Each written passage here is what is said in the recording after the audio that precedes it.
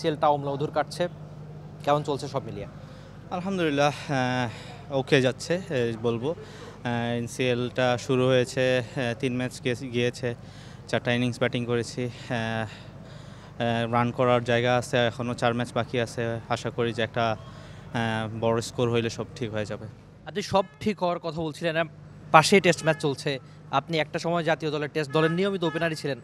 একটু কি খারাপ লাগা কাজ করে কিনা যে আরেকবার কামব্যাকের অপেক্ষায় অনেকেই, আপনি নিজেও?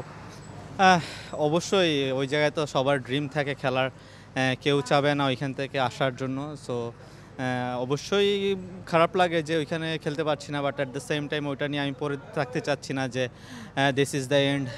আমি প্রসেসে আছি, প্র্যাকটিস করছি, ওইভাবে রেডি হওয়ার চেষ্টা করছি যে ভালো খেলে যখনই সুযোগ আসবে যাতে ওই জায়গাটা ভালো খেলতে পারি।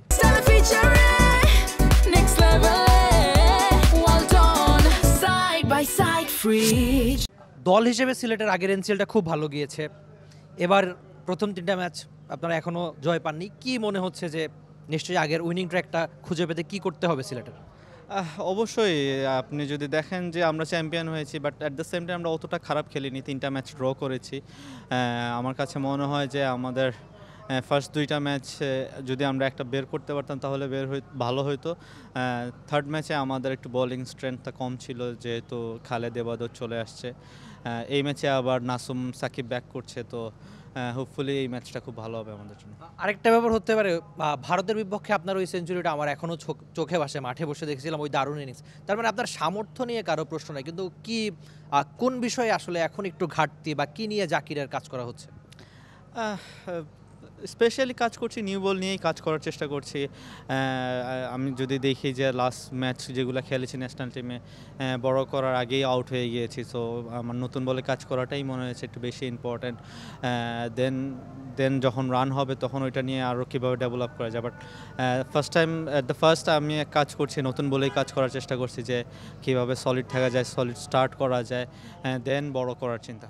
জাকির, আরেকটা ব্যাপার হতে পারে যে খারাপ সময় আমি বলছি কেন, কারণ আপনি যেহেতু জাতীয় দলের বাইরে, তো এই খারাপ সময়ে মূলত মানুষ চেনা যায় যে কারা পাশে থাকে, কারা এগিয়ে আসে। আপনি এখন কার সঙ্গে কাজ করছেন, কারা খুব আপনার কাছের মানুষ বলে মনে হচ্ছে, বা মূলত কোন কোচ বা কার সঙ্গে কাজ করা হচ্ছে?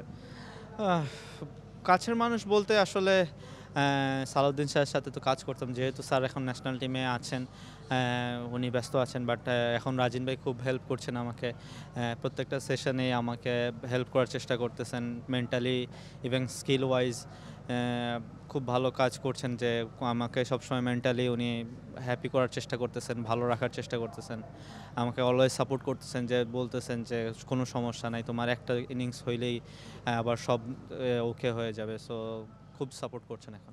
Thank you so much. সেই একটা ইনিংসের অপেক্ষায় থাকলাম আমরা। জাকির, যিনি কয়েকদিন আগে জাতীয় দলে খেলছিলেন, তবে এখন আপাতত জাতীয় দলের বাইরে, তবে এনসিএলে ভালো পারফরমেন্স করে আরেকবার জাতীয় দলে ফেরার আশায় এই opener. For more updates, subscribe to our YouTube channel and click on the bell icon. Follow us on Facebook and Instagram. Download T-Sports app to enjoy exciting games and highlights.